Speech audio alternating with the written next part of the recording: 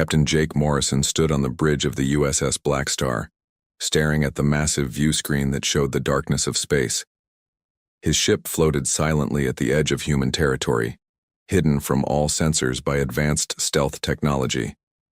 For 3 months now, they had been watching a war that was tearing apart this part of the galaxy. "Captain, we're getting another transmission from the battle zone," said Lieutenant Commander Lisa Hayes from her position at the tactical station. Her voice was tight with anger. "It's the Zephyrians again. They just finished attacking the Rimworld. Colonies." Morrison's jaw tightened. The Rimworld colonies were peaceful farming settlements that had nothing to do with the war between the Zephyrian Empire and the Calthran Republic. Men, women, and children who just wanted to grow crops and raise their families in peace. "Put it on screen," Morrison ordered. The view screen lit up with images that made the entire bridge crew fall silent. Burning cities, destroyed farms, ships fleeing desperately through space only to be hunted down and blown apart by Zephyrian warships. The aliens showed no mercy to anyone who got in their way. Chief Engineer Danny Rodriguez shook his head in disgust. "Those monsters. They're not even soldiers down there, just families trying to escape." Communications Officer Amy Carter wiped tears from her eyes as she watched a refugee transport explode on the screen. "How many people were on that ship?" she whispered. "Sensors show about 2,000, Hayes replied, her voice barely controlled. "Men, women, children, all dead because they were in the wrong place when this war started." Morrison had seen enough. He turned away from the screen. "Turn it off." The bridge went dark again, showing only the stars. But everyone could still see those burning cities in their minds. This war had been going on for 2 years now, and it kept getting worse. The Zephyrians and Caltharans hated each other so much that they would destroy entire planets just to deny them to their enemies.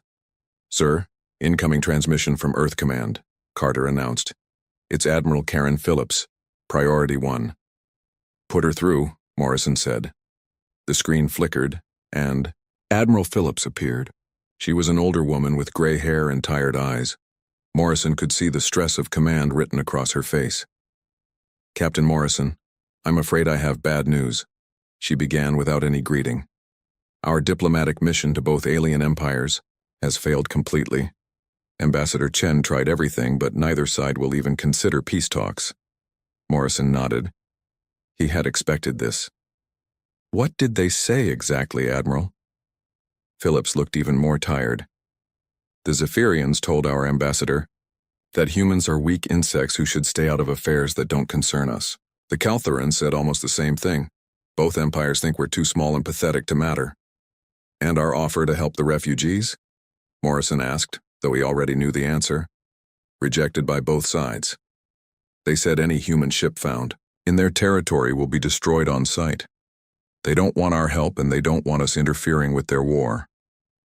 Phillips paused, then continued. "But that's not the worst part, Jake." Morrison felt a cold feeling in his stomach. "What else?" "Both empires have started attacking our shipping lanes. 3 of our trade vessels were destroyed yesterday. The aliens claimed they were carrying supplies to their enemies." Phillips's voice grew hard. "They weren't. They were just normal cargo, ships carrying medicine and food to our outer colonies." Hayes looked up from her station. "Admiral, how many casualties?" 847 people, Phillips replied, "including the crew of the medical ship Mercy. They were carrying supplies to help sick children on New Boston." The bridge fell silent. Everyone knew the Mercy. It was a hospital ship that traveled between human colonies bringing medical care to places that needed it most. The crew were doctors and nurses, not soldiers. Rodriguez slammed his fist on his console. "They killed doctors and nurses, people who were trying to help sick kids." Morrison felt the anger building inside him, but he kept his voice calm. "Admiral, what are our orders?" Phillips leaned forward on the screen. "The Security Council has made its decision, Captain. We tried diplomacy. We tried to stay neutral. We tried to help their victims. None of it worked. Both alien empires have made it clear that they see humanity as weak and easy to push around." She paused, looking directly at Morrison. They're about to learn how wrong they are. Morrison straightened. Are we going to war, Admiral? We're already at war, Jake. They started it when they began targeting our civilians. But we're going to finish it. Phillips's expression grew cold. The gloves are off, Captain. Both alien empires think humans are weak because we prefer peace to war. They think we can't fight because we try to avoid fighting. Morrison felt a smile growing on his face. It wasn't a pleasant smile. They have no idea what we're really capable of. Exactly. For too long, we've let other species think we're just another weak race that can be pushed around. It's time to show them the truth. Phillips looked at each person on the bridge. Captain Morrison, you and the crew of the Blackstar have new orders. You are authorized to engage both alien empires with full force. Show them what happens when you threaten human civilians. Hayes looked up from her station.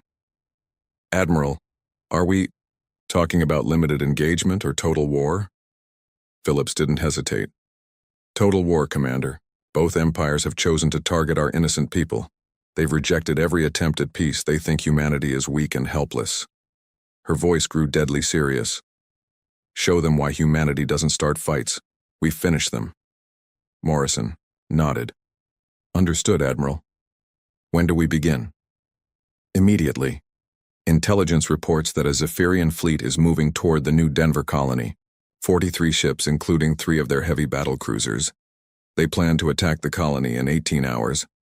Morrison looked at Hayes. Time to intercept? Hayes checked her instruments. If we leave now and push the engines, we can reach New Denver in 16 hours, sir. Morrison turned back to Admiral Phillips. We'll be there, Admiral. The Zephyrians won't know what hit them. Phillips nodded. Good hunting, Captain. And Jake? Make sure none of their ships escape. We want them to wonder what happened to their fleet. The transmission ended, leaving the bridge in darkness again. Morrison looked around at his crew. These were good people, all of them. They had joined the space service to explore the galaxy and help protect human colonies. None of them had wanted war, but war had come to them anyway. Morrison walked to his command chair and sat down. Carter, send a message to all departments. Battle stations in 1 hour. We're going to war. Amy Carter's fingers flew over her controls. Message sent, sir. Morrison looked at the view screen where the stars waited silently. Somewhere out there, alien fleets were planning to attack more human colonies. They thought humans were weak. They thought humans would run away when faced with superior numbers. They were about to learn the biggest mistake of their lives. Hayes, prepare the weapon systems. Rodriguez, I want maximum power to the engines. Johnson, plot a course for New Denver. Morrison's voice was calm, but everyone could hear the steel underneath. It's time to show these aliens what happens when they threaten our people. The USS Blackstar turned toward its destination, invisible to all sensors, carrying death toward an enemy that had no idea it was coming. The USS Blackstar dropped out of faster-than-light travel at the edge of the New Denver system. Captain Jake Morrison stood on the bridge, watching as his sensors detected the approaching Zephyrian fleet. 43 alien warships were moving toward the peaceful human colony, ready to destroy another group of innocent people. Report, Morrison ordered. Lieutenant Commander Lisa Hayes checked her instruments. Zephyrian fleet is 2 hours from New Denver, sir. They're moving in standard attack formation. 3 heavy battlecruisers leading with destroyers and cruisers spread out behind them. Communications Officer Amy Carter looked up from her station. Sir, I'm picking up their communications. They're laughing about how easy this will be. They think New Denver has no defenses. Morrison's face grew hard. New Denver was a farming colony with barely 50,000 people. Most of them were families who had moved there to start new lives growing food for other human worlds. They had no military ships, no weapons that could stop a fleet this size. Chief Rodriguez, what's our stealth status? Morrison asked. Chief, Engineer Danny Rodriguez smiled from his position. We're completely invisible, Captain. Their sensors can't detect us. As far as they know, there are no human military ships in this system. Morrison nodded. The Blackstar was humanity's most advanced stealth ship.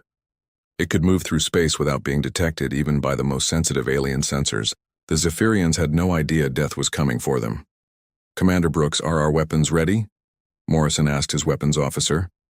Commander Ryan Brooks checked his controls. "All systems ready, sir. Quantum torpedoes loaded and targeting systems online. Energy cannons charged to full power. Gravitational weapons standing by." Morrison walked to the center of the bridge. For months he had watched these aliens destroy peaceful worlds and kill innocent people. He had seen them hunt down refugee ships and murder children who had done nothing wrong. Now it was time to show them what real power looked like. "Dr. Price, remind me how our weapons work compared to theirs," Morrison said to his science officer. "Doctor." Helen Price looked up from her instruments. "Their technology is based on brute force, sir. Big guns, thick armor, strong shields. They build everything to be as powerful as possible. But they never learned about precision." She pointed to her screen, which showed detailed scans of the alien ships. "Our quantum torpedoes can phase through their shields like they don't exist. Our gravitational weapons create artificial black holes that crush their hulls no matter how thick the armor is. And our energy cannons use focused particles that cut through their strongest materials like paper." Morrison smiled. It wasn't a nice smile. "And they have no idea any of this exists." Hayes looked at her captain. "Sir, the Zephyrian fleet commander is trying to contact New Denver. He's demanding they surrender." "Put it on speaker," Morrison ordered. The bridge filled with the harsh voice of the alien commander. His name was War Admiral Zexatai, and he was known throughout this part of the galaxy for his cruelty. "Weak humans of New Denver, you will surrender immediately. Your pathetic species thinks it can hide from the mighty Zephyrian Empire. We will show you the price of weakness." Another alien voice joined in, laughing. "Look at them, War Admiral. They're not even trying to fight. Humans are the most cowardly species in the galaxy. They run away from every real battle." War Admiral Zextai laughed too. "Yes, they talk about peace and cooperation, but that's just because they're too weak to fight. After we destroy this colony, we'll hunt down every human ship we can find. The galaxy will be better without these insects." Morrison had heard enough.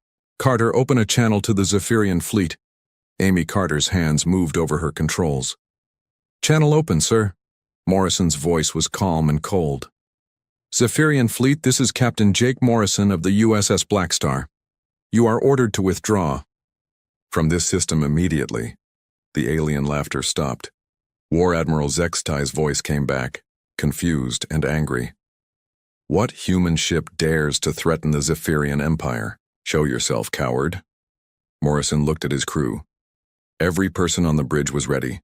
They had all seen the recordings of alien attacks on human civilians. They had all watched innocent people die because these creatures thought humans were weak. "Hayes, drop the stealth field," Morrison ordered. The USS Blackstar appeared on every Zephyrian sensor at once.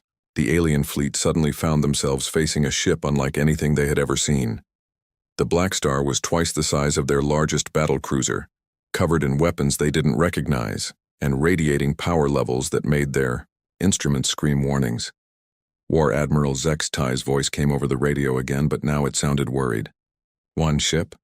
You think one human ship can face the entire Zephyrian battle fleet? We have 43 warships. You have only one." Morrison's smile grew wider. "Commander Brooks, show them what one human ship can do." Brooks's hands moved over his. Weapons controls. Firing quantum torpedoes. 6 blue lights shot from the Blackstar toward the Zephyrian fleet. The aliens tried to raise their shields and turn their ships to avoid the attack. But the quantum torpedoes passed through their shields like they weren't there and struck 6 Zephyrian cruisers. The alien ships exploded instantly. Their thick armor and powerful shields meant nothing against weapons that attacked at the quantum level. In 3 seconds, 6 enemy warships became expanding clouds of burning metal. The Zephyrian fleet stopped moving. War Admiral Zextai's voice came over the radio, no longer laughing. "Impossible. Our shields were at full power. How did your weapons penetrate them?" Morrison didn't answer. Instead, he nodded to Brooks again. "Gravitational weapons. Target. They're battlecruisers." 3 points of absolute darkness appeared next to the largest Zephyrian ships. The artificial black holes created by human technology began pulling at the alien vessels with impossible force. The thick armor that protected them from normal weapons crumpled like paper.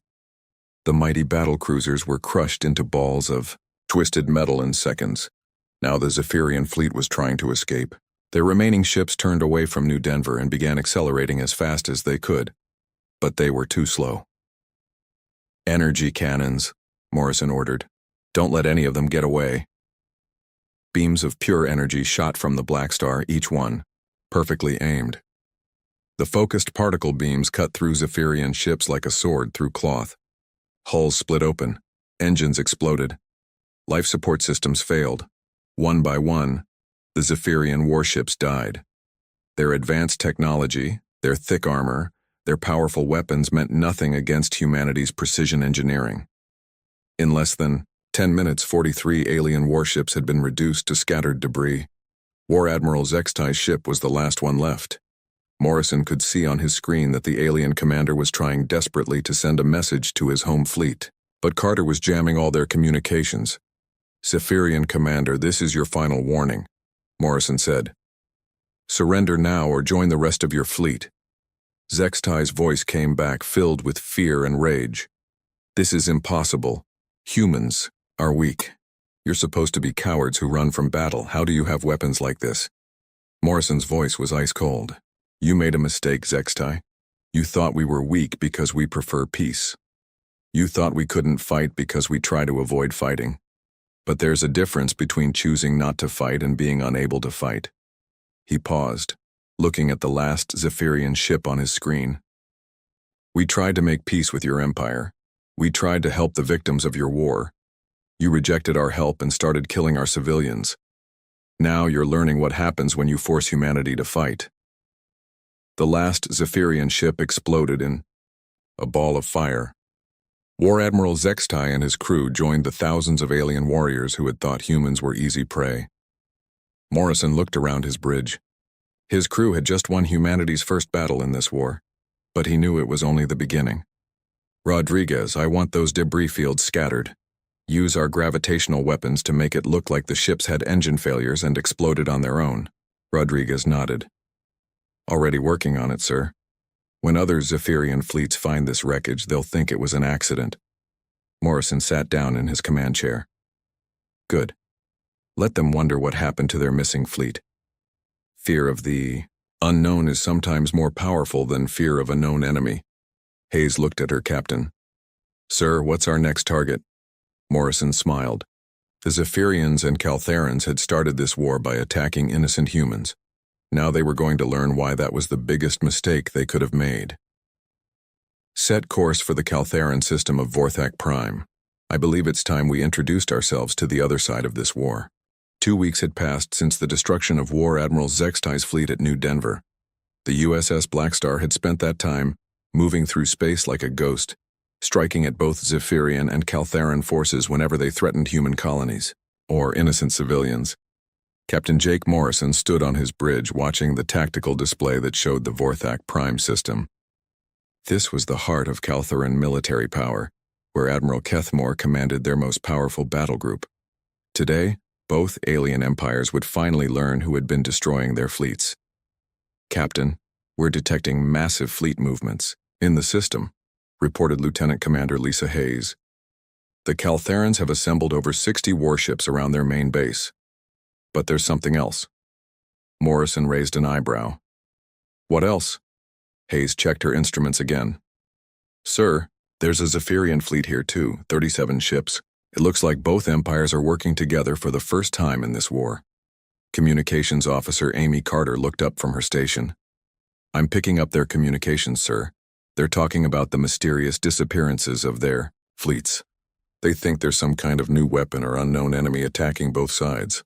Morrison smiled grimly. For 2 weeks, the Blackstar had been systematically destroying alien military forces throughout this region of space. Every time a Zephyrian or Caltheran fleet moved to attack human settlements, they simply vanished. No distress calls, no survivors, no evidence of what had happened to them. "Dr. Price, what's the status of our new systems?" Morrison asked his science officer. Dr. Helen Price looked up from her instruments with excitement in her eyes. The dimensional phase drive is working. Perfectly, Captain. We can now move through normal space in ways that completely violate alien understanding of physics. To their sensors, we'll appear to be in multiple places at once. Chief Engineer Danny Rodriguez grinned from his station.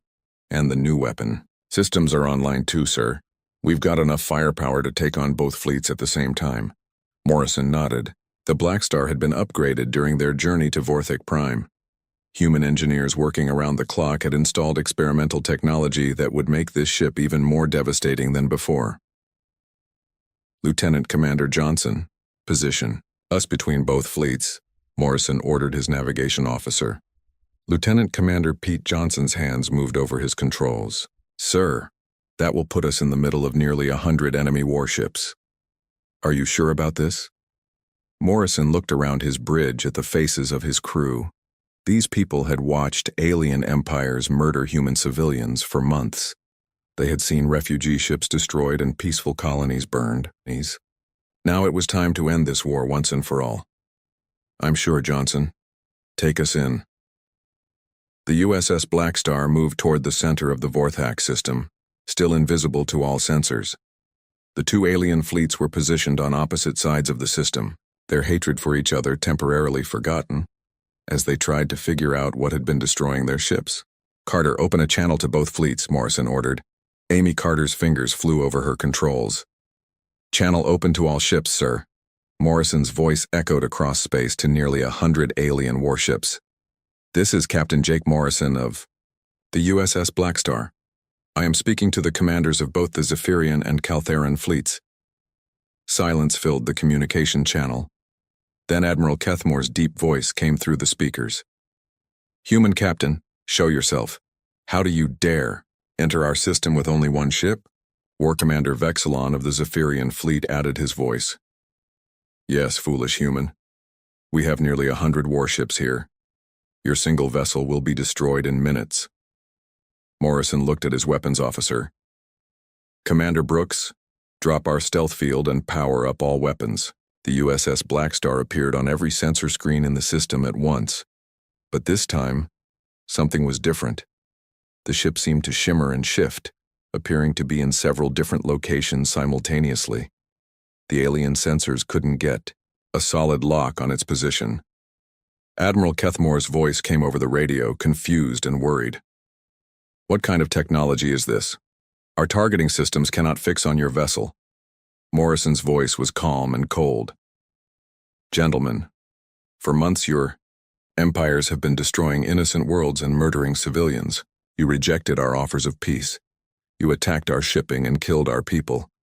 You thought humanity was weak because we preferred diplomacy to war. He paused, letting his words sink in. You were wrong. War Commander Vexilon sounded angry. Impossible. Humans are the weakest species in this part of the galaxy. You have no real military power. You survive only because stronger races allow you to exist. Morrison smiled. Johnson, execute pattern Alpha 7. The USS Blackstar began moving in ways that should have been impossible. The ship seemed to fold space around itself, appearing and disappearing at different points throughout the system. To the alien fleets, it looked like there were multiple human ships attacking from all directions at once. All weapons. Fire at will, Morrison commanded. The space around Vorthak Prime lit up with destruction. Quantum torpedoes phased through alien shields and destroyed ships from the inside. Gravitational weapons created artificial black holes that crushed entire squadrons of enemy vessels. Energy cannons cut through the strongest armor like it was made of paper. But the most terrifying thing for the aliens was that they couldn't fight back. Every time they tried to target the human ship, it vanished and appeared somewhere else. Their most advanced targeting computers couldn't track something that seemed to exist in multiple dimensions at once. Admiral Kethmore watched in horror as his flagship's sister ship was torn apart by weapons he didn't understand. This is impossible. No single ship can have this much firepower. How many vessels are you really commanding? Morrison's voice came back, still calm. Just one, Admiral. This is what happens when you underestimate human engineering. Within 10 minutes, half of both alien fleets had been destroyed. The survivors were trying desperately to escape, but the Blackstar was faster than anything they had ever seen. It chased down fleeing ships and destroyed them one by one. War Commander Vexilon's voice came over the radio, filled with panic. "We surrender, please, we surrender. Stop this destruction." Morrison's voice was ice cold. "You didn't offer surrender to the civilians you murdered. You didn't show mercy to the refugee ships you hunted down. Why should I show you mercy? More." Alien ships exploded. Admiral Kethmore tried a different approach. "Captain Morrison, surely you don't want to commit genocide. We can negotiate an end to this war." Morrison paused the attack. "You want to negotiate? Fine. I'll give you the same terms you offered our colonies. Unconditional surrender or complete destruction. Choose now." The alien commanders were silent for a long moment. Finally, Admiral Kethmore spoke. "What are your terms for surrender?" Morrison looked around his bridge. His crew had fought bravely to protect human lives. Now they had the chance to end this war and save both human and alien lives. "All military operations against human targets will cease immediately. Both of your empires will withdraw all forces from human space. You will provide full compensation for the civilian ships and colonies you destroyed, and you will submit to human oversight of your military forces until we are satisfied that you can be trusted not to attack innocent people again." War Commander Vexilon sounded outraged. "Those terms are impossible. We cannot accept human oversight of our military." Morrison's voice became deadly serious. "Then you choose destruction." The USS Blackstar resumed its attack. More alien ships died, their crews screaming in terror as human weapons tore through, their vessels like paper. The remaining ships scattered in all directions, trying desperately to escape. But Morrison wasn't finished. "Carter, record this message and broadcast it to the home worlds of both empires." Amy Carter nodded. "Recording?" "Sir."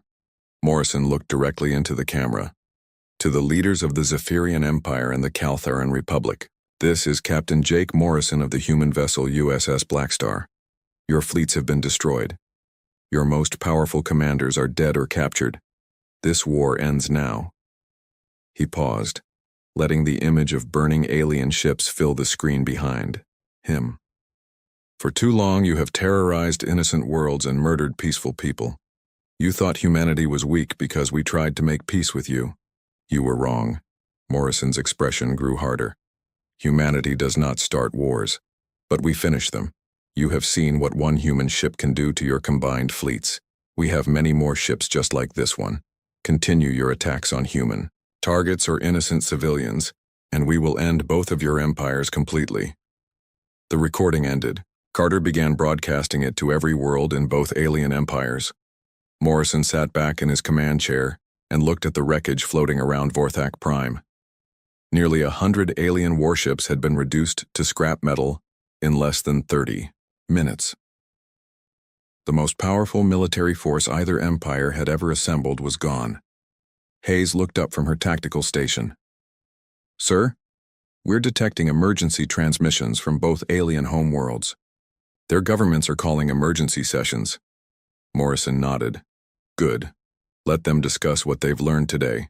Johnson, set course for Earth. I think it's time we reported back to Admiral Phillips." As the USS Blackstar turned toward human space, Morrison low.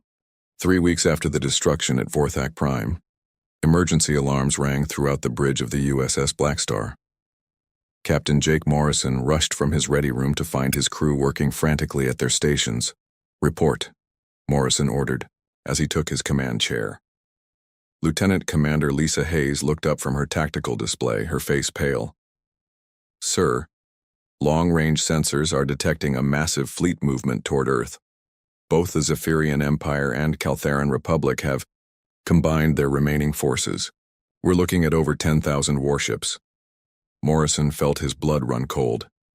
10,000 ships was the largest military force ever assembled in known galactic history. How long until they reach Earth? "At their current speed, 4 days," Hayes replied. "Sir, this is their entire combined fleet.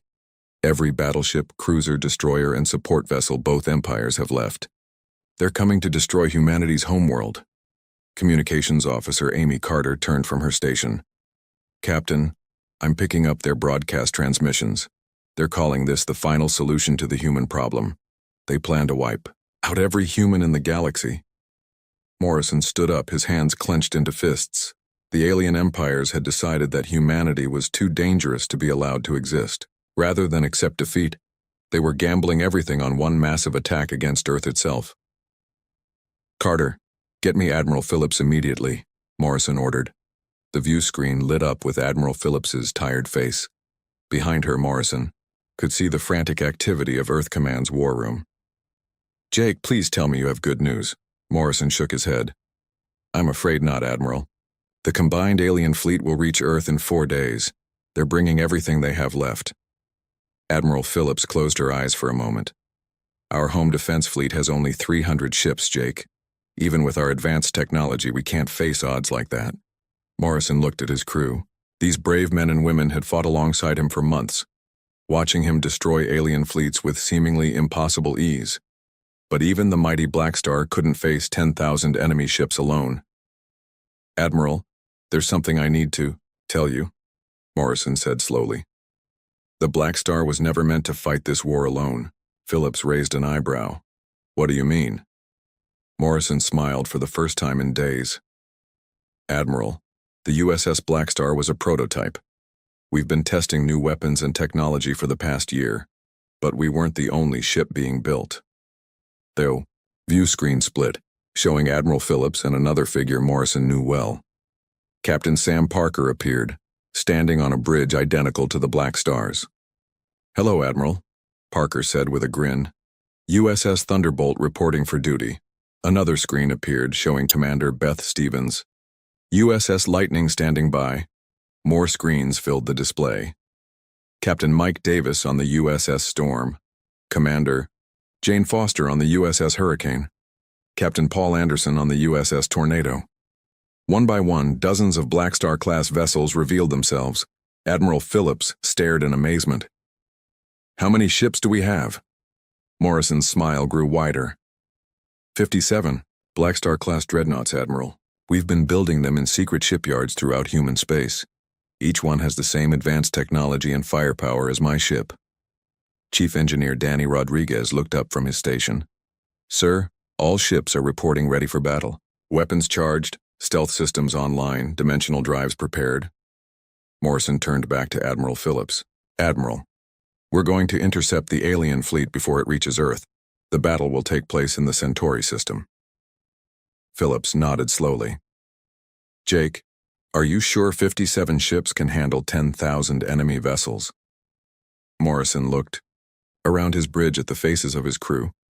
Lieutenant Commander Pete Johnson was checking navigation systems. Dr. Helen Price was monitoring the ship's advanced weapons. Commander Ryan Brooks was preparing targeting computers. These people had followed him through every battle, trusting in human technology and determination. Admiral, these aliens have made one final mistake, Morrison said. They think numbers matter more than technology. They think quantity can beat quality. They're about to learn how wrong they are. The transmission ended, and Morrison turned to his crew. Johnson set course for the Centauri system, maximum speed.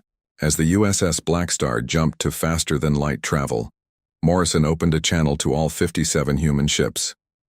This is Captain Morrison to all vessels. In 4 days, we face the largest military force ever assembled. The aliens are coming to destroy our homeworld and exterminate our entire species. He paused, looking at the faces of hundreds of human officers on his screen. But they've made the same mistake every bully makes. They think that because they're bigger, they're stronger. They think that because there are more of them, they must win. Morrison's voice grew stronger. They don't understand what they're really facing. Each of our ships represents the best of human engineering, human courage, and human determination.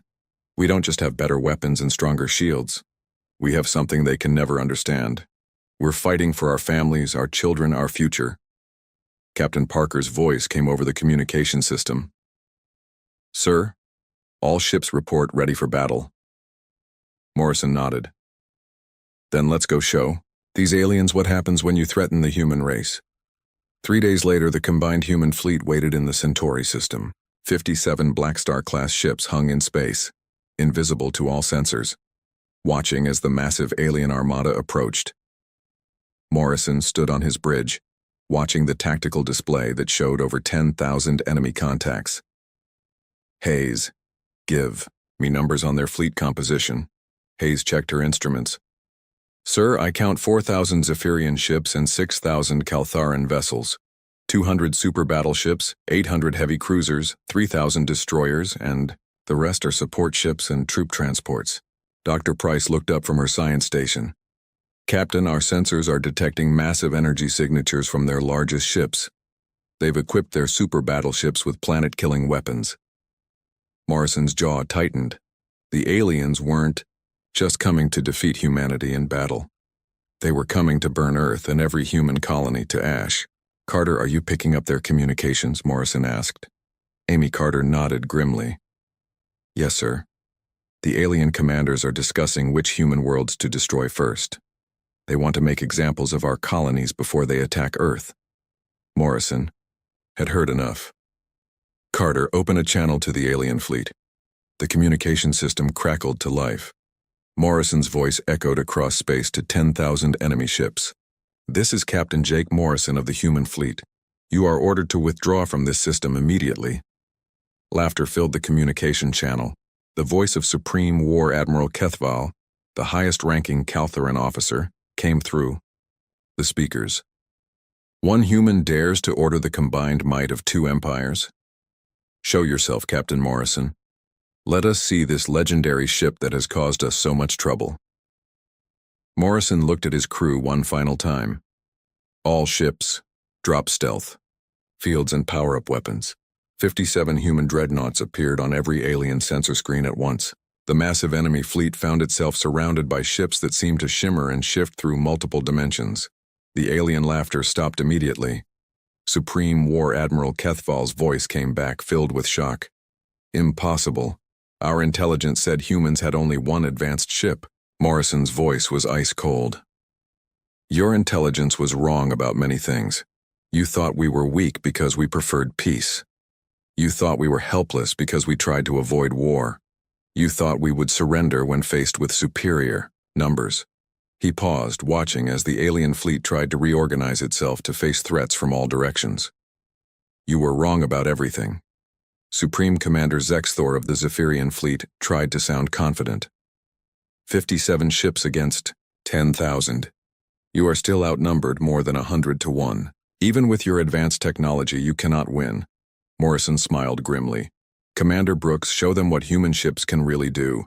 The space around Centauri lit up with destruction unlike anything the galaxy had ever seen. 57 human ships unleashed their full firepower against the alien armada. Quantum torpedoes phased through shields and destroyed ships from within. Gravitational weapons created artificial black holes that swallowed entire squadrons. Energy cannons cut through the thickest armor like paper. But this time was different. The sheer number of targets meant the human ships could fire continuously without pause. Every second, dozens of alien vessels exploded or were crushed by impossible forces. The alien fleet tried to fight back, but their weapons couldn't even locate the human ships properly. The dimensional phase drives made the human vessels appear to be everywhere and nowhere at once. In the first 10 minutes of battle, over 3,000 alien ships were destroyed. The survivors tried desperately to escape, but the human fleet was faster and more maneuverable than anything they had ever faced. Supreme War Admiral Kethval's voice came over the radio, filled with terror. We surrender. Please, we surrender. Stop this destruction. Morrison's voice was merciless. You didn't offer surrender to the families you murdered. You came here to exterminate every human in the galaxy. Now face the consequences of your choice. The battle continued for 1 hour. When it was over, 6 months had passed since the destruction of the combined alien fleet at Centauri. Captain Jake Morrison stood on the bridge of the USS Blackstar as it approached the Zephyrian homeworld of Zephyr Prime. The once mighty planet that had commanded a galaxy-spanning empire now lay defenseless before humanity's power. Captain, we're receiving surrender signals from the planetary government. reported Communications Officer Amy Carter. "They're requesting permission to speak with you." Morrison nodded. "Put them through." The view screen lit up with the image of former War Marshal Keth Tai, who had once been one of the most feared military commanders in the galaxy. Now he looked tired and defeated, his proud uniform replaced by simple civilian clothes. "Captain Morrison," Keth Tai said, his voice respectful. "On behalf of the Zephyrian people, I formally surrender our world to human authority. We accept full responsibility for the crimes our empire committed against innocent civilians." Morrison studied the alien leader's face. 6 months ago, this same being had been planning to exterminate every human in the galaxy. Now he spoke of surrender and responsibility. The complete destruction of their military forces had changed everything. "Former War Marshal, I want to be very clear about something," Morrison said. "Humanity didn't come here to conquer your people or destroy your civilization. We came to make sure you never again threaten innocent lives." Lieutenant Commander Lisa Hayes looked up from her tactical station. "Sir, planetary scans show their military production facilities have been completely shut down as requested. No weapons manufacturing, no warship construction." Morrison nodded. Over the past 6 months, both alien empires had followed humanity's demands exactly. All military forces had been disbanded. All weapons factories had been closed. All plans for aggression had been abandoned. "Dr. Price, what's the status of our humanitarian aid program?" Morrison asked his science officer. Dr. Helen Price smiled from her station. "The medical supplies and food shipments are being distributed successfully, Captain. Both Zephyrian and Caltheran worlds are recovering from the economic collapse that followed the destruction of their war machines." Morrison felt satisfaction at this news. When both alien empires had suddenly stopped all military production, millions of workers had lost their jobs. Entire planets that had depended on building weapons and warships found themselves without purpose. Humanity had stepped in to help, providing food, medicine, and new technologies to help them rebuild their societies. "Carter, open a channel to the Caltheran homeworld," Morrison ordered. The view screen split to show both alien worlds.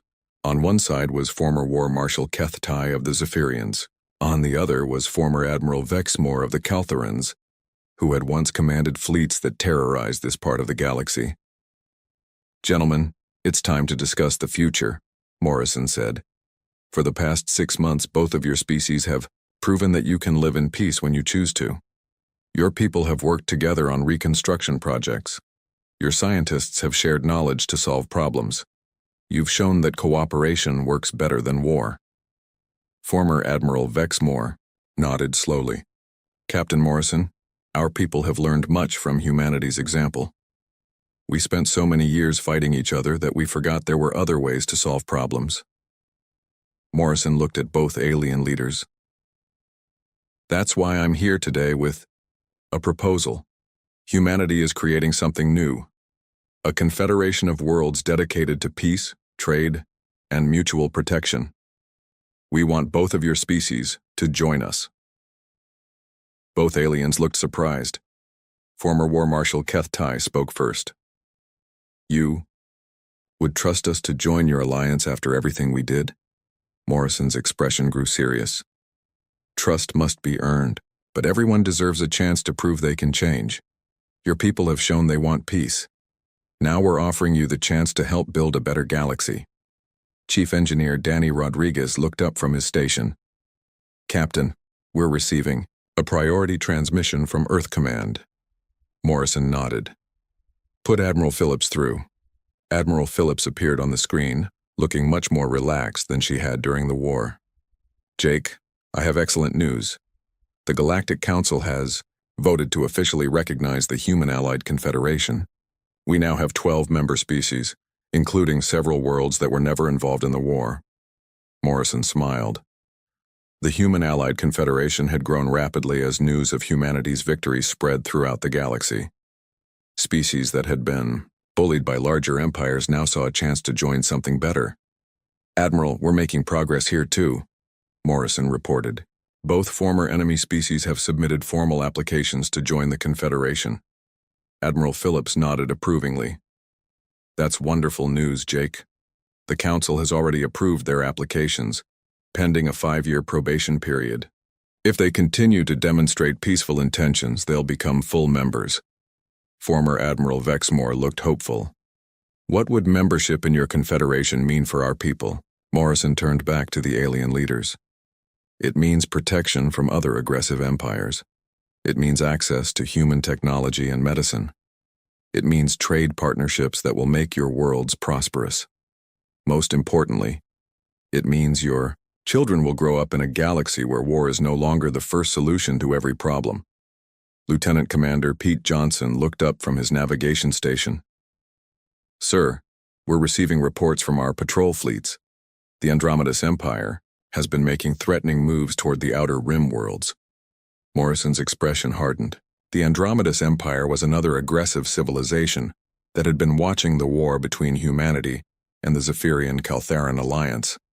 They had apparently decided that with those empires weakened, it was time to expand their own territory. Have they threatened any Confederation worlds? Morrison asked. Johnson checked his reports. Not yet, sir, but they've been massing fleets near the border and making demands for tribute from independent worlds. Morrison looked at both former enemy commanders on his screen. Gentlemen, this is your first test as potential Confederation members. The Andromedus Empire is threatening innocent worlds just like your empires once did. Are you willing to help us protect those who cannot protect themselves? Former War Marshal Keith Tye straightened in his chair. Captain Morrison, the Zephyrian people pledge our full support. We have no military ships left, but we can provide intelligence, supplies, and any other assistance you need. Former Admiral Vexmore nodded firmly. The Caltheran Republic agrees. We have learned that true strength comes from protecting the weak, not conquering them. Morrison felt proud of how far both species had come. 6 months ago, they had been planning genocide. Now they were volunteering to help protect innocent lives. Thank you both, Morrison said. Carter, send a message to Admiral Phillips. Tell her we're ready to deal with the Andromeda situation. Amy Carter's fingers flew over her controls. Message sent, sir. Morrison stood up and walked to the center of his bridge. Through the view screen, he could see both alien homeworlds. Cities were rebuilding. Farms were producing food instead of weapons. Children were going to school instead of military training. Dr. Price, give me a status report on the peace treaty negotiations, Morrison requested. Dr. Price consulted her datapad. All member worlds have signed the Mutual Defense and Cooperation Treaty, Captain. The document guarantees that no Confederation member will be left to face aggression alone. It also establishes rules for peaceful resolution of disputes between member species. Morrison nodded with satisfaction. The treaty was based on principles humanity had always believed in. That cooperation was stronger than competition, that peace was more valuable than conquest, and that every intelligent species deserved the right to live free from fear. 5. Years later, Admiral Jake Morrison stood on the bridge of the USS Blackstar as it patrolled the peaceful Confederation space. The ship's mission had changed from warfare to exploration and protection. Instead of hunting enemy fleets, they now escorted scientific expeditions and responded to calls for help from member worlds. Admiral, we're receiving a transmission from New Harmony Station, reported Captain Amy Carter, who had been promoted to serve as Morrison's second-in-command. Morrison smiled at the name. New Harmony Station was a joint research facility built by former Zephyrian and Caltheran scientists working together. It had become a symbol of how former enemies could become partners. Put them through, Morrison ordered. The screen showed Dr. HFY, a young Zephyrian scientist who had never known war. Beside him stood Dr. Vex Lin, a Caltheran researcher. They were working together on medical advances that would benefit all Confederation species. Admiral Morrison, we wanted to thank you personally, Dr. HFY said. Our breakthrough in quantum healing technology wouldn't have been possible without the peaceful cooperation the Confederation made possible. Dr. Vexelin nodded enthusiastically. Our grandparents spent their lives fighting each other. But working together, we've discovered things that will help heal diseases across dozens of worlds. Morrison felt a deep sense of satisfaction. This was what victory really looked like. Not destroyed fleets or conquered worlds, but former enemies working together to make life better for everyone. "Keep up the excellent work, doctors," Morrison said. "The galaxy is a better place because of people like you." As the Admiral Jake Morrison floated in zero gravity as he looked out the window of his command station. The view showed nothing but darkness and distant stars. No one would guess that the biggest secret in human history was hiding just a few miles away. He pressed a button on his wrist device. "Lisa, give me an update on New Terra." Chief Engineer Lisa Carter's voice came through clearly. "We're at 96% completion, Admiral. The main engines are ready for testing. The armor plating on sections 12 through 18 is finished. We're ahead of schedule." Jake smiled. After 30 years of work, they were almost done. New Terra was not just any ship. It was as big as Earth's moon and could destroy entire fleets with a single shot. The best part was that nobody knew it existed. Commander Ryan Phillips joined Jake at the observation window. Ryan was in charge of keeping their secret safe. He looked tired, but happy. "The Federation still thinks we're just mining asteroids out." "Here," Ryan said. "Their spy satellites show our workers moving rocks and metals. They have no idea what we're really building." Jake nodded.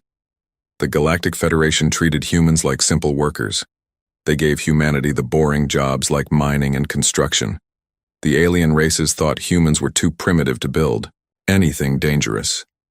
They were wrong. 50 years ago, when humans first joined the Federation, they were excited to meet other intelligent species. The reptilian Vorthak were strong warriors. The insect-like Kreelan were master builders. The ethereals were beings made of pure energy who claimed to be the smartest race in the galaxy. At first, humans tried to learn from these advanced species. They offered friendship and cooperation. But the aliens saw humans differently. To them, humans were just another primitive species that could do basic labor. The Federation gave humans simple jobs. They mined asteroids for rare metals. They built space stations using alien designs. They transported goods between star systems. The aliens paid them, but they never treated humans as equals. Dr. Amanda Foster worked in the weapons lab deep inside New Terra. She was one of the best scientists humanity had ever produced. The weapons she designed could crack planets in half. Each gun was bigger than most alien warships. "The main cannon is ready for its first test," Amanda reported over the communication system. "But we need to be careful. If we fire it at full power, every sensor in the solar system will detect the energy signature." Jake understood the problem. They had spent decades building their secret weapon. If the Federation discovered New Terra before it was time, all their work would be wasted. Worse, the aliens might try to destroy it before humans could use it. "Run the test at 10% power," Jake ordered. "We'll fire it into the empty space between Jupiter and Saturn. If anyone asks, we'll say it was a mining accident." Captain Ben Taylor was patrolling the outer edges of the construction zone in his small ship. His job was to watch for Federation spy ships or curious traders. So far, their security had been perfect. No unauthorized ships had come close to New Terra. Ben's ship looked like a normal human patrol vessel. It had the same weapons and shields as other human military ships, but it carried special equipment that could jam alien sensors and communication systems. If a Federation ship got too close, Ben could make sure they saw nothing important. The asteroid belt between Mars and Jupiter was perfect for hiding their secret.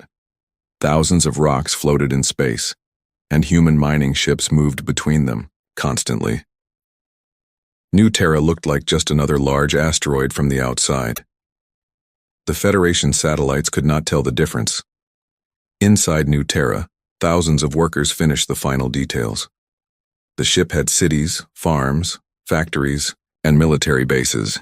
It could support 1 million people for decades without resupplying, but most importantly, it had enough weapons to fight the entire Galactic Federation. Colonel Steve Parker handled communication with Earth's government. Every month, he sent coded reports about their progress. The President and the military leaders on Earth knew about Project Titan, but they kept the secret carefully. Even most humans did not know what was happening in the asteroid belt. "Earth Command wants to know when we'll be ready for operation," Steve told Jake during their weekly meeting. Tell them we need 3 more months, Jake replied. The weapons. Testing is almost complete, but we need time to train the crew. When we reveal New Terra to the galaxy, we can't make any mistakes. Lisa Carter walked through the engine room, checking every system personally. The engines that moved New Terra were completely different from anything the Federation had ever seen. Humans had developed new technology in secret, building on ideas the aliens thought were impossible. The engines can push us to twice the speed of any Federation warship, Lisa explained to her team. And they're so quiet that most sensors won't detect us until we're right on top of them. Ryan Phillips monitored communication channels across the galaxy. His job was to know what the Federation was thinking and planning. The intelligence reports showed that the aliens were still completely unaware of humanity's real capabilities. The Vorthak are building up their military, Ryan reported. Intelligence suggests they're planning something big. The Ethereals are worried about Vorthak expansion, but the Federation Council can't agree on how to respond. Jake had expected this. The Federation was weak because its members could never work together effectively. Each species looked out for themselves first. When trouble came, they argued instead of acting. That was why humans had built New Terra. The galaxy was not a safe place for weak species. Peace only lasted as long as the strong species allowed it. Humans had learned this lesson well. Dr. Amanda Foster made final adjustments to the targeting systems. Each weapon could hit targets millions of miles away with perfect accuracy. The Federation's best warships would never even see what killed them. We're not just building a warship, Amanda told her assistant. We're building a guarantee that humanity will never be helpless again. Jake Morrison looked at the progress reports one more time. In 3 months, New Terra would be ready. Then the galaxy would learn that humans were not the simple workers the Federation thought they were. The aliens had made one crucial mistake. They had given humans access to advanced technology and raw materials, thinking humans could only use them for basic purposes. Instead, humans had spent 50 years quietly building something that would change everything. Soon it would be time to show the galaxy what humanity could really do. Captain Ben Taylor was halfway through his patrol route when his ship's alarm system started screaming. Emergency signals were flooding the communication channels. Something terrible was happening in the Zephyr system. Ben quickly changed course toward the distress signals. The Zephyrians were one of the most peaceful species in the galaxy. They had never hurt anyone. Their planets were full of artists, scientists, and philosophers who spent their time creating beautiful things and studying the universe. As Ben's ship jumped into the Zephyr system, he could not believe what he saw. Vorthak warships filled the space around Zephyr Prime, hundreds of them. The reptilian warriors were known for being aggressive, but this was different. This was not a military operation. This was slaughter. Federation Emergency Channel. This is Captain Taylor of the human patrol vessel Liberty, Ben broadcast. I am witnessing massive Vorthak fleet attacking civilian targets in the Zephyr system. Request immediate assistance. The response came from a bored Federation operator. Captain Taylor, please file a formal incident report. The Federation Council will review your complaint and respond within 7 to 10 standard days. Ben stared at his communication panel in shock. Operator, they are killing millions of innocent beings right now. This is genocide, not a border dispute. Captain, please follow proper procedures. The Federation does not authorize military intervention without full Council approval. Ben watched in horror as Vorthak ships fired their main weapons at Zephyr Prime. The beautiful crystal, cities that had stood for thousands of years, turned into clouds of glowing dust. Entire continents disappeared under the bombardment. Refugee ships tried to escape the dying planet. Most of them were just civilian transports with no weapons or shields. The Vorthak fighters hunted them down like wild animals. Ben could hear the death screams over his radio as families were vaporized in space.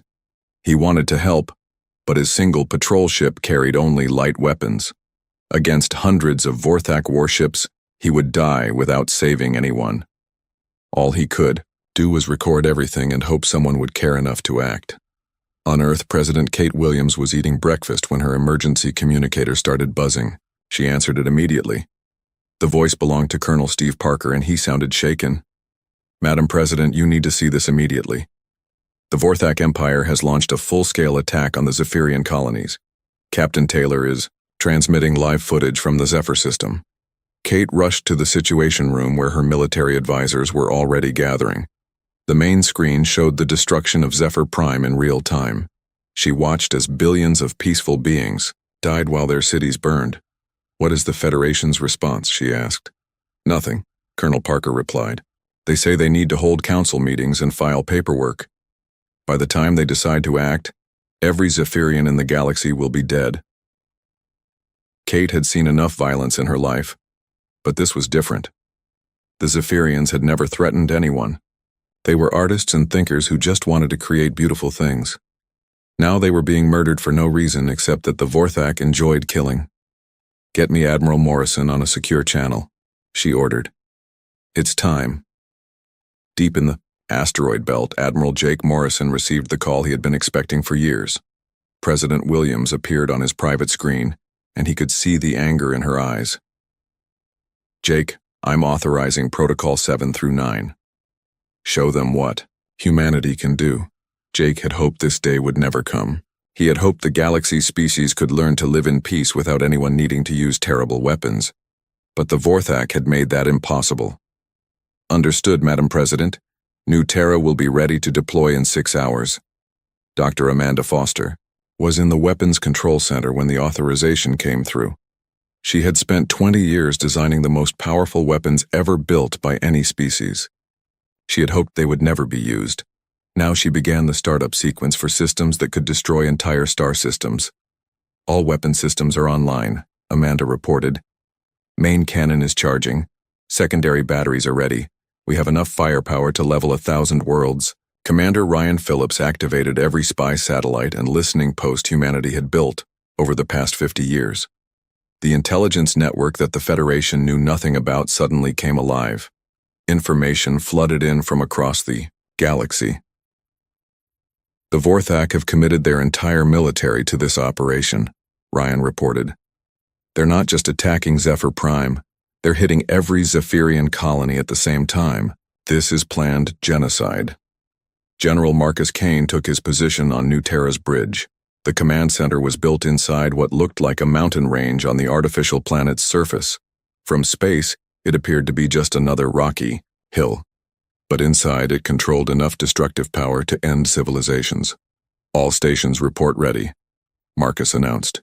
"Engine room confirms we can reach the Zephyr system in 4 hours at maximum speed." Chief Engineer Lisa Carter watched her massive engines come online for the first time at full power. The energy readings were incredible. New Terra would move faster than any ship the galaxy had ever seen.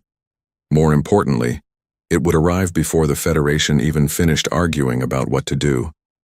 Captain Sarah Johnson monitored communication channels across the galaxy.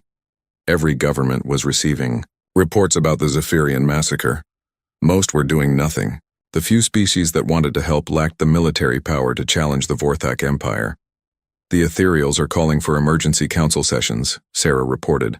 "The Krelin hives are moving their fleets to defensive positions around their homeworlds. Everyone is scared that they might be next." Back in the Zephyr system, Captain Ben Taylor continued his grim duty of recording the destruction. 3 billion Zephyrians had lived on the main planet. Now there were maybe a few thousand survivors scattered in damaged ships trying to escape. "This is Captain Taylor reporting to Earth Command," Ben transmitted on an encrypted channel. "Zephyr Prime is gone. The Vorthak are systematically destroying every Zephyrian settlement. I estimate they will finish their extermination program within 12 hours. Admiral Morrison listened to Ben's report, while New Terra's massive engines pushed them toward their first battle. The artificial planet moved through space like a silent mountain, its true nature hidden beneath layers of rock and metal disguised as natural terrain. "This is Admiral Morrison to all department heads," Jake announced over the ship's communication system.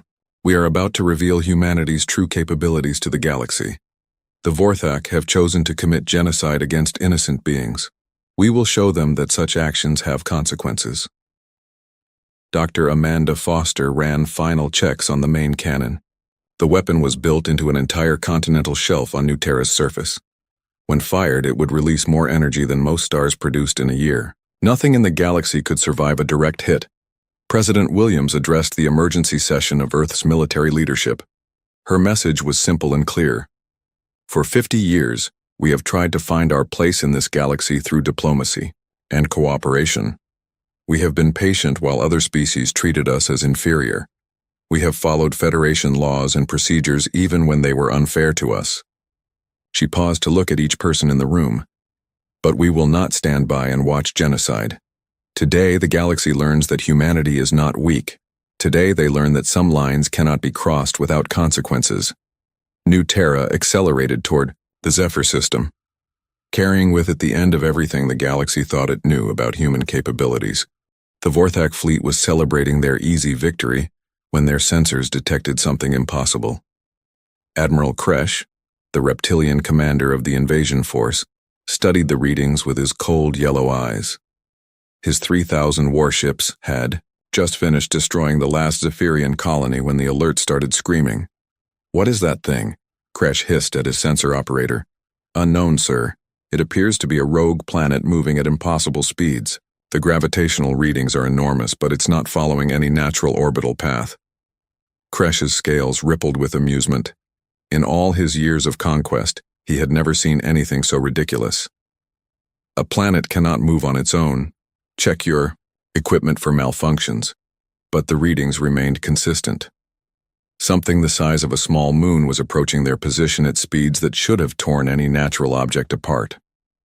The Vorthak fleet turned to face this new curiosity, their weapons ready to destroy whatever trick their enemies were trying to play.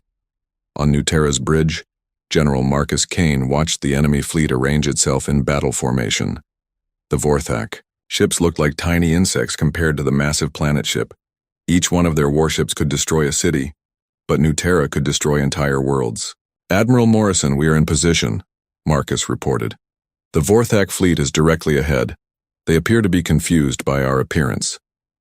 Admiral Jake Morrison stood in the command center that was built to look like a natural cave system. Outside, New Terra's surface appeared to be nothing but rocks and craters. The Vorthak had no idea they were looking at the most powerful weapon ever built. "Open communication channels on all galactic frequencies," Jake ordered. "It's time to introduce ourselves." Chief Communications Officer Tony Rogers activated the massive transmission array hidden beneath New Terra's fake mountain ranges. Every ship, space station, and government in the galaxy would receive this message. The revelation that would change everything was about to begin. "This is Admiral Jake Morrison of the Terran Defense Force, aboard the warship New Terra," Jake's voice echoed across space. "Vorthak fleet, you have exactly 1 hour to withdraw from Zephyrian space and surrender yourselves for trial." The silence that followed lasted only a few seconds before Admiral Kresh began laughing. The sound was like rocks scraping together, harsh and unpleasant. "Humans!" Kresh roared with amusement. "You pathetic builders think you can threaten the Vorthak Empire? We have 3,000 of the most powerful warships in the galaxy. You have one oversized rock." The laughter spread through the Vorthak communication channels.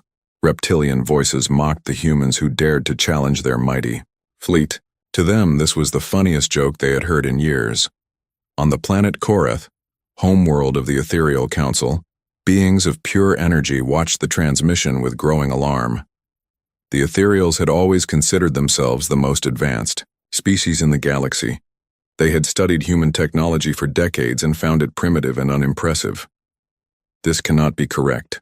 Elder Zephan flickered with confusion. "Our analysis shows that humans lack the capability to construct vessels of this magnitude. Their largest ships are barely the size of our scout vessels. But their sensors confirmed what their minds could not accept. The object approaching the Vorthak fleet was indeed artificial, and it was enormous beyond their understanding.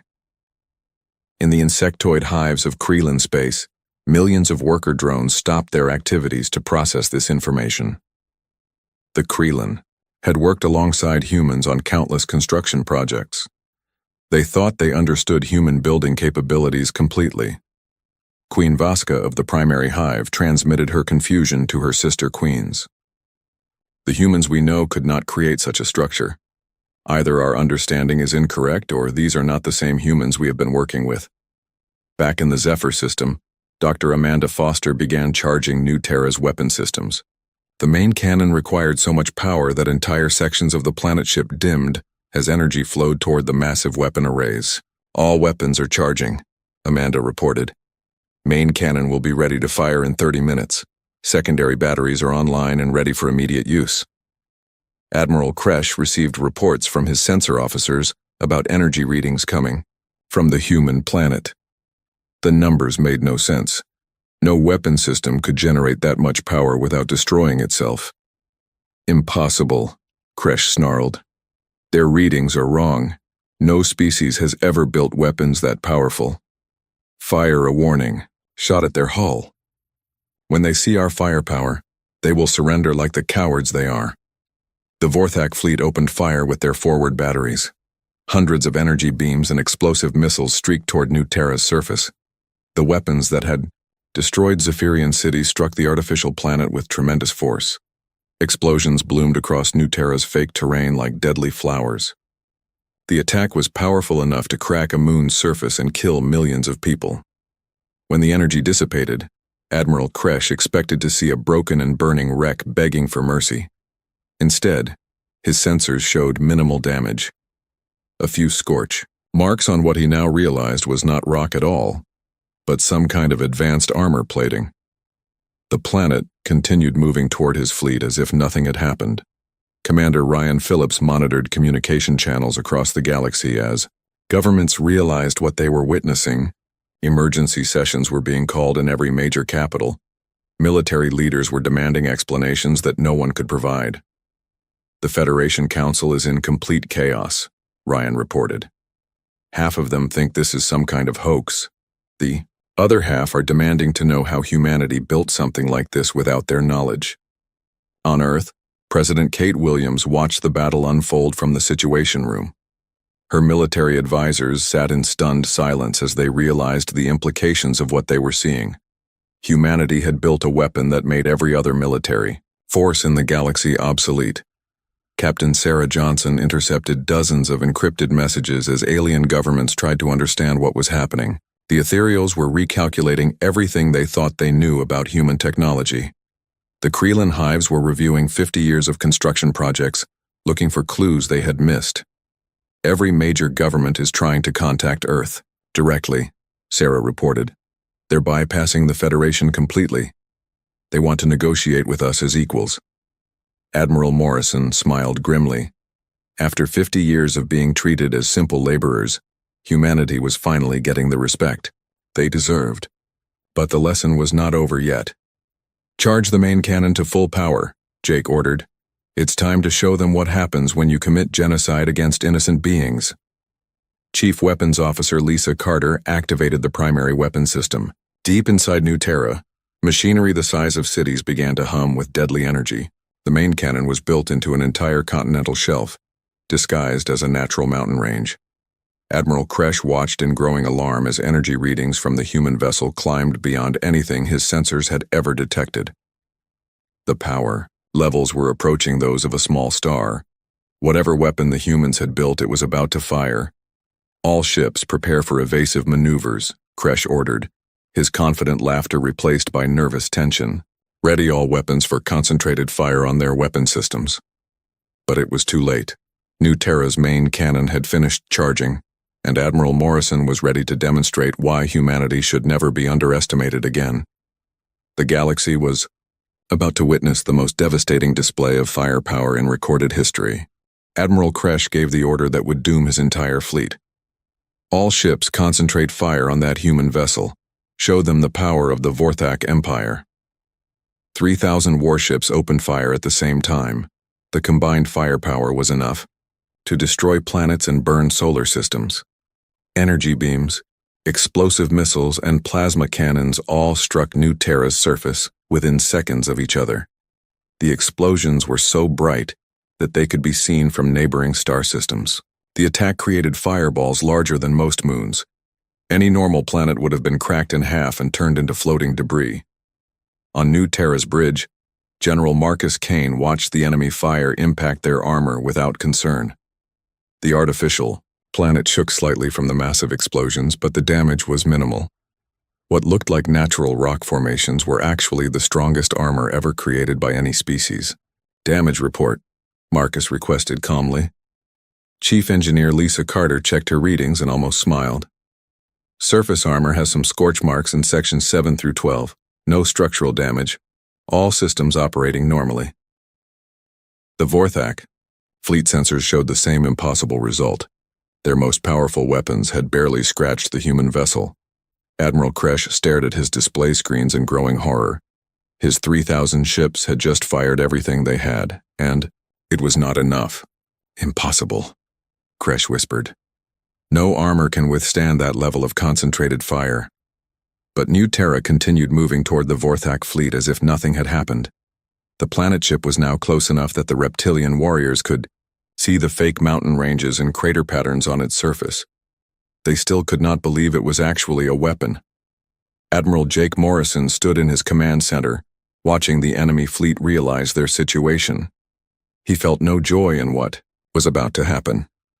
The Vorthak had chosen this path when they decided to murder innocent beings. "Open communication channels one final time," Jake ordered. His voice reached every ship in the Vorthak fleet and every government monitoring the situation. "Admiral Kresh, you have seen that your weapons cannot harm us. Surrender now and your crews will be treated according to galactic law. Continue fighting and face the consequences." Kresh's response was predictable. The reptilian commander had built his reputation on never backing down from a fight. Even facing impossible odds, his pride would not let him surrender to humans. "Never," Kresh roared. "The Vorthak Empire bows to no one, especially not to primitive builders. We will fight until our last ship is destroyed." Jake Morrison sighed.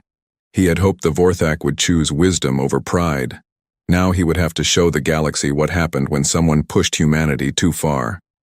"Dr. Foster, you are authorized to fire." Dr. Amanda Foster had spent 20 years designing the main cannon. She had run thousands of computer simulations but never fired it at full power. Her hand hesitated for just a moment over the firing control before she pressed the button that would change galactic history. Main cannon firing. Deep inside New Terra, machinery the size of cities activated. The weapon built into an entire continental shelf began to discharge energy that had been building for the past hour. What emerged from the artificial mountain was not just a weapon beam. It was concentrated destruction on a scale the galaxy had never imagined. The beam that shot out from New Terra was wider than most space stations. It contained more focused energy than many stars produced in an entire year.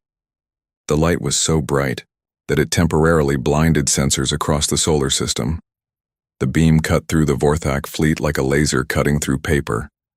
Ships that had taken years to build and carried crews of thousands were simply erased from existence. The energy was so intense that it turned metal, flesh, and bone into elementary particles in microseconds. Admiral Kresh had just enough time to see the beam approaching his flagship before he and his entire crew became part of an expanding cloud of superheated plasma. His last thought was disbelief that humans possessed such terrible power. In 17 seconds, 3,000 Vorthak warships ceased to exist.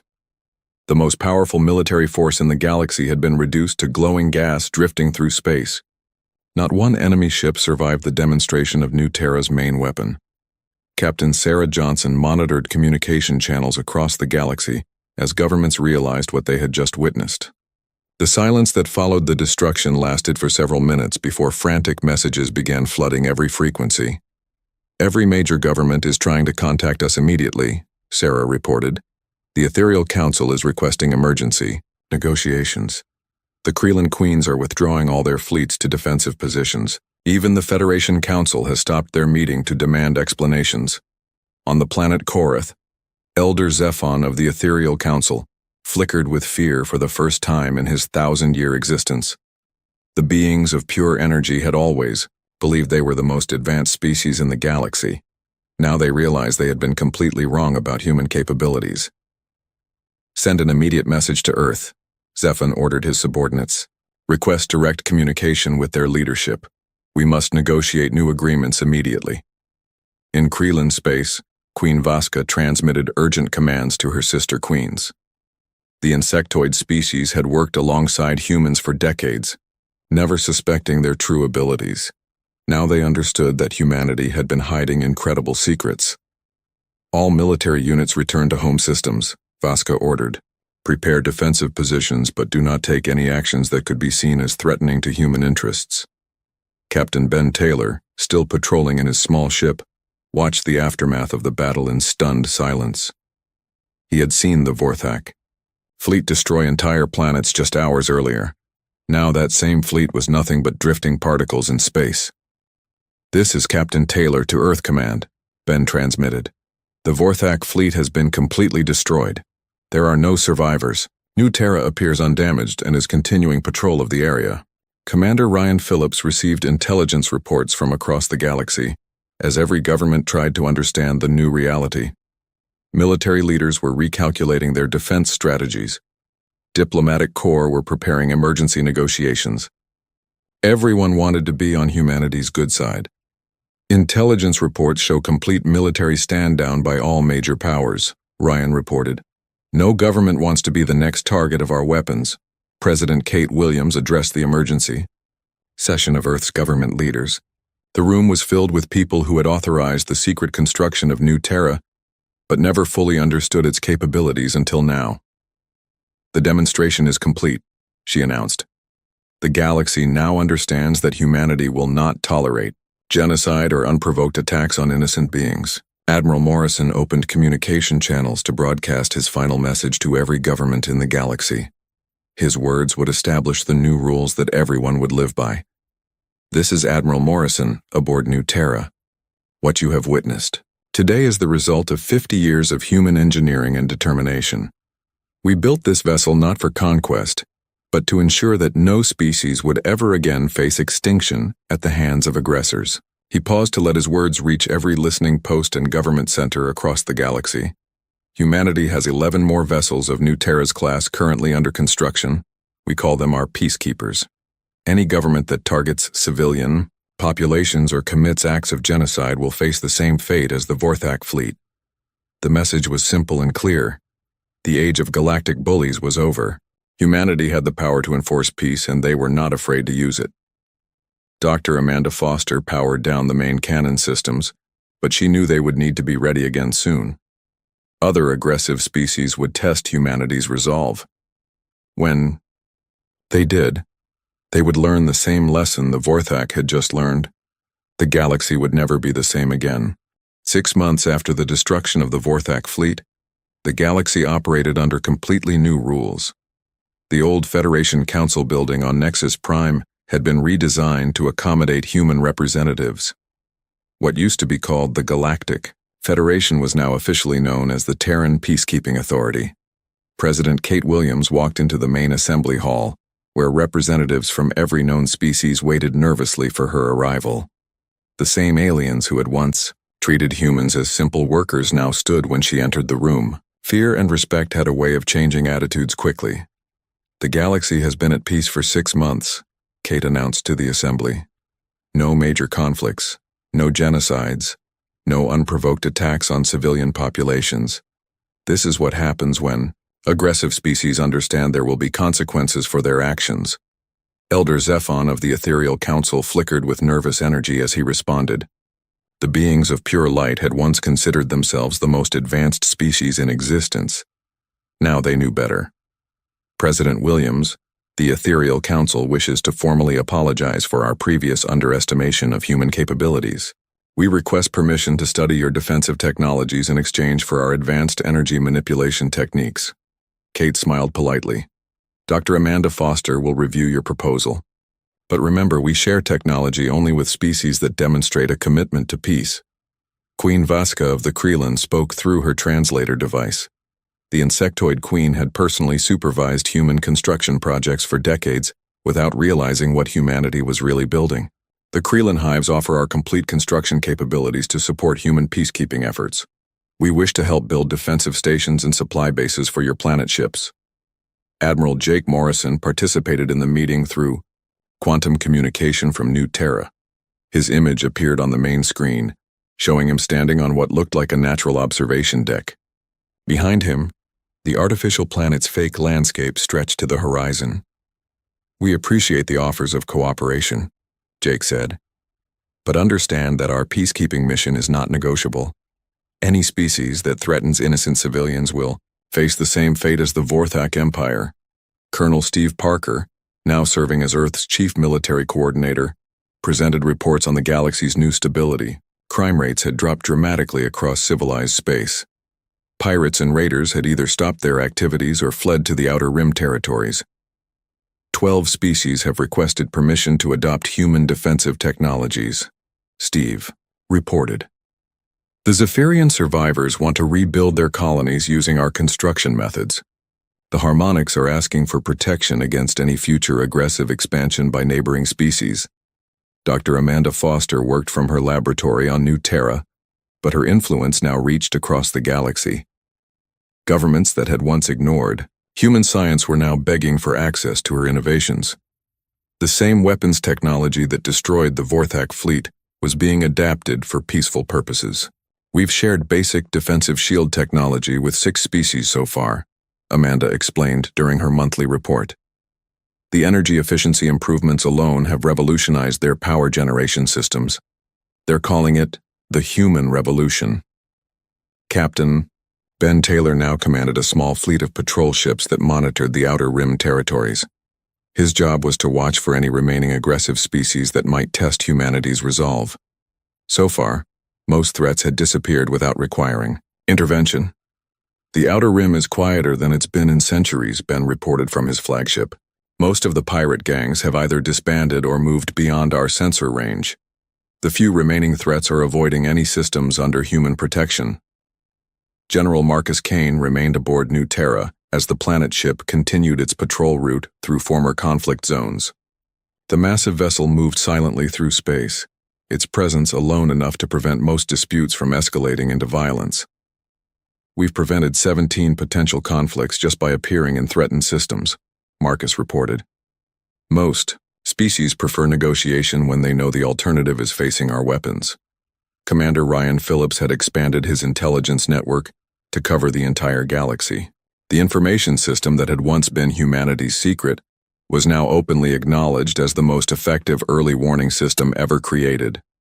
Intelligence reports show a 97% reduction in military buildup among major powers, Ryan announced. "Most governments are converting their military production facilities to civilian purposes. There's simply no point in building weapons that can't compete with human technology." Captain Sarah Johnson monitored communication channels that now carried very different messages than they had 6 months earlier.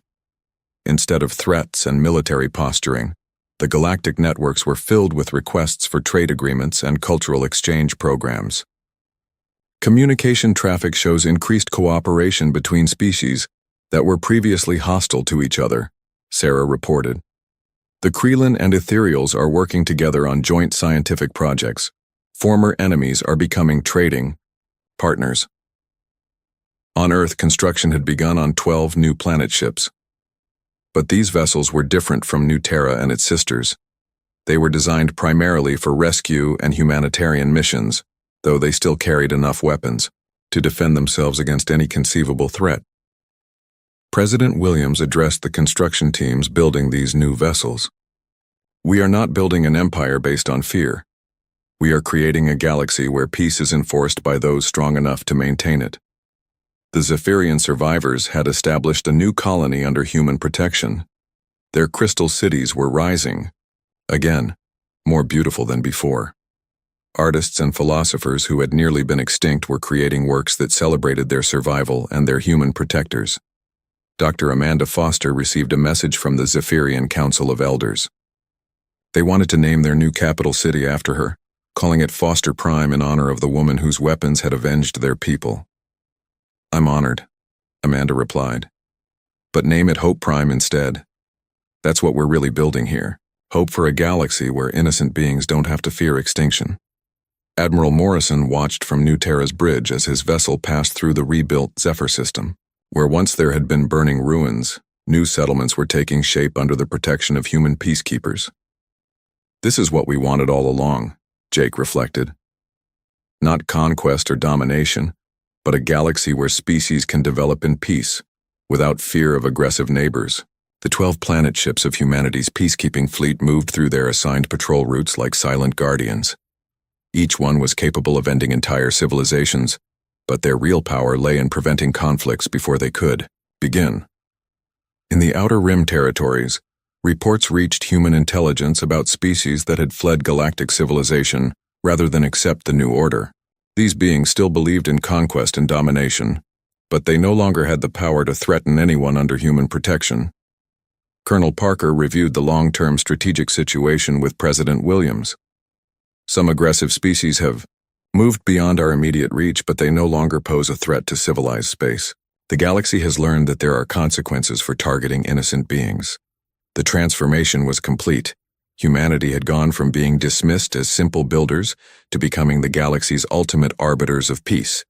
They had not sought power for its own sake, but had claimed it to protect those who could not protect themselves. As New Terra continued its eternal patrol through the stars, Admiral Morrison looked out at the peaceful galaxy his species had created. The age of galactic bullies was truly over. The age of enforced peace had begun, and in the asteroid belt between Mars and Jupiter, construction continued on vessels that would make even the planet ships look small.